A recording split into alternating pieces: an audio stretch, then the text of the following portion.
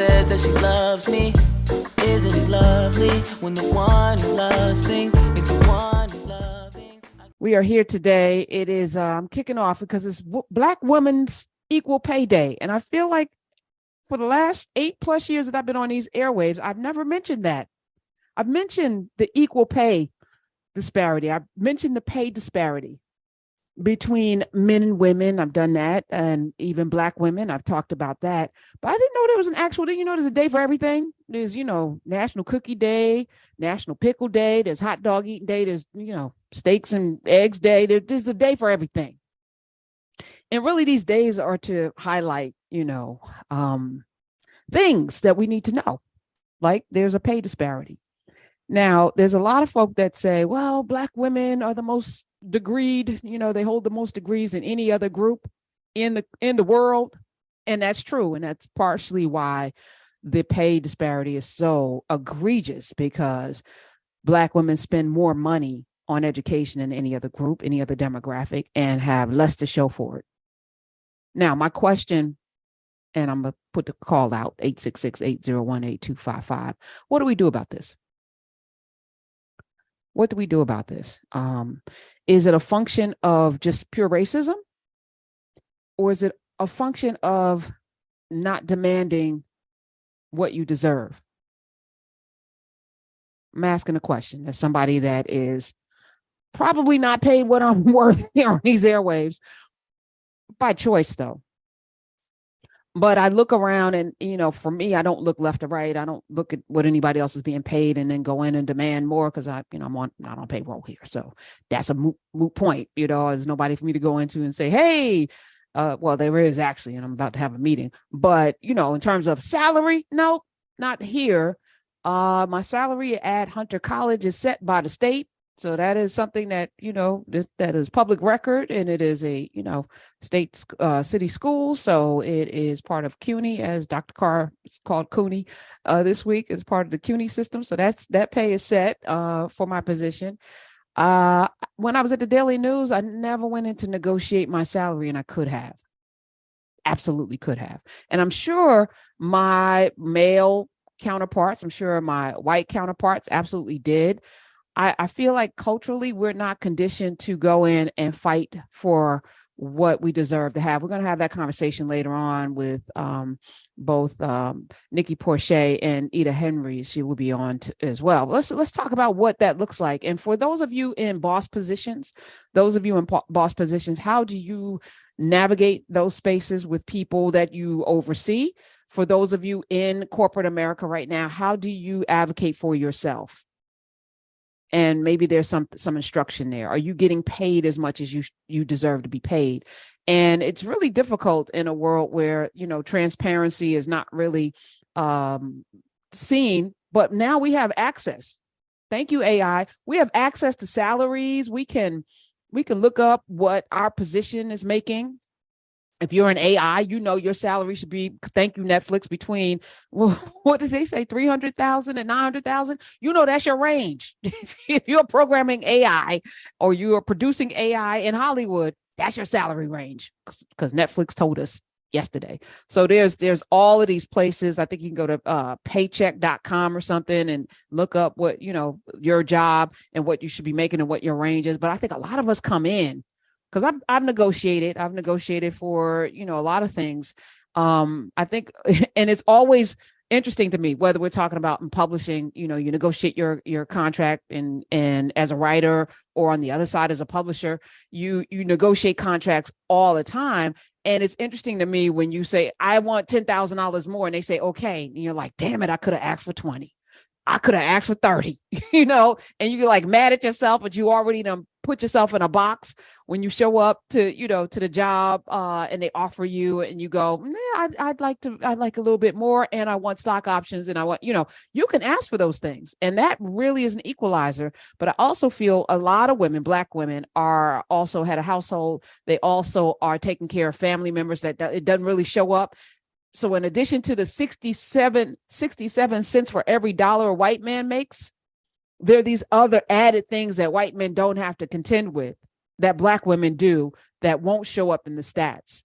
So I just find that really interesting. But the latest study says that, according to Forbes, I just saw a story, typically is 67 cents for every dollar, but the wage gap actually widens that to 65 cents on every dollar. So for every dollar a white man makes, a Black woman takes home 65 cents. And this is for women who hold doctorate degrees compared to white men with the same education. And this is a throwback to a time when, men were the breadwinners, women were supposed to be home taking care of the family, which was a thankless job that didn't get any salary whatsoever, even though it made the household work. And I wonder how far away we are from that, because I feel like a lot of folk want us dragged back to the time when women were home taking care of the children in the household and men were out working. And I feel like that's part of this weird gender thing that's going on in this country right now, where, men, particularly men, I won't even go into the hue. I think all men, a lot of men, predominantly men, would like to see a time when reproductively women could not control what they do. So you got to have these babies. You don't have the option to go get an abortion. And we're seeing that with the overturn of Roe v. Wade. Getting an education. I don't want you smarter than me. I don't want you more educated than I am. So yeah, we're going to, lessen the opportunities for you in that realm. And as far as the jobs, and some would say it's a conspiracy theory that, a lot of the high paying jobs go to Black women. Well, explain the pay gap. If that is the case, if your hypothesis is that Black women are the ones getting all of the great jobs, they're still only making 65 cents on a dollar. So this adds up to a loss of $53,334 a year collectively, and more than 2.1 million over the course of a 40-year career. That's a lot of money being lost. And for Black women who attain higher degrees, master's, law degrees, PhDs, MDs, the wage gap gets even steeper compared to their law holding, degree holding, master's degree holding, PhD and MD holding white male counterparts. There was a 30% increase in the number of Black women doctoral recipients in 2019 as compared to 2010, according to the National Science Foundation. While more Black women were getting higher degrees, that's positive. There's also a financial setback, because we know education costs a lot more money than it did 5 years ago, 10 years ago. So you now have student debt that you also will see the rest of your life climbing out of. I just recall Stacey Abrams having student loan debt. I mean, hell, Barack Obama had student debt when he became president of the United States. He hadn't paid off his student debt. So you clearly know some other people, may not have the debt because daddy, mommy, whatever, programs that, and they want to talk about the programs we're in. This is not spelling out in the facts. So we need to know the facts so that we can beat back the misinformation that is designed to keep us at each other's throats. This is just not true. And here's the other side to look at. Black women account for the highest labor participation rate for all women. But I think that's been the case since the inception of this nation. I think Betsy Ross didn't sew that flag. I feel like most of that cotton got picked by Black women. And we know that from The Half Has Never Been Told, that the 500 pounds a day was picked by Patsy, who we saw in 12 Years a Slave, played brilliantly by Lupita Nyong'o, who said, "I just want to be clean with the bar soap." She was an actual person who picked 500 pounds of cotton. Why? Because there's dexterity in the hands of a woman that can braid hair and pick with both sides of her brain, pick quickly and deftly 500 pounds. And had nothing to do with strength. Picking cotton was a delicate venture that required you navigating the thorns that would make your hands bloody, and do it quickly, right? So it's not just about carrying the bales of cotton. So we've been, Black women, the highest participation in labor, not just to mention the production of the labor force through our wombs came, 4 million enslaved people came through our bodies, right? So I'm just saying that this is not new, but thank you for putting this out on Black Women's Equal Pay Day. So as the nation digs itself out of this inflationary period that we're in, we didn't hit a recession. The economy is better and stronger. The stock market is doing some things that people weren't expecting. We should take a minute, because I have never done this, to ask the question, what can we do? Because as Tiffany Aliche has told us many times, and I'm going to stay quoting her, when you serve and you feed Black women, you serve and feed a community, right?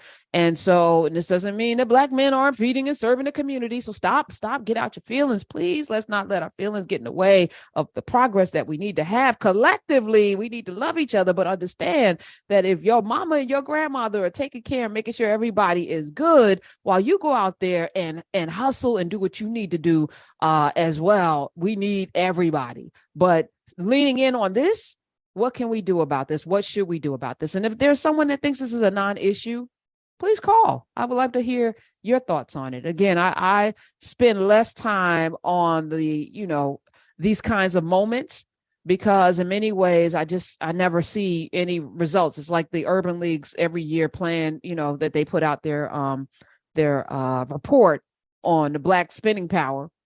And it's like, okay, so we spend $1 trillion, now it's 1.3, now it's 1.6. Okay, so Black people spend more money every single year as a group. What are we doing about this? Urban League, please don't just give me a report, give me an action, give me something that I can use. After you tell me we spend these dollars in these areas, what's the game plan? How are we going to take over these industries that we spend our money in? You got places in every city in the country. What's the game plan? What's the deployment act? Come on, let's go. Enough of the reports already. We know what the conditions are.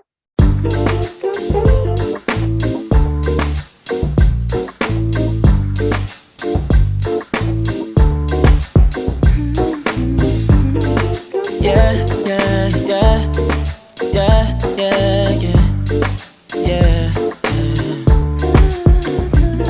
I run my fingers through her hair as she smiles and says that she loves me. Isn't it lovely when the one you love thinks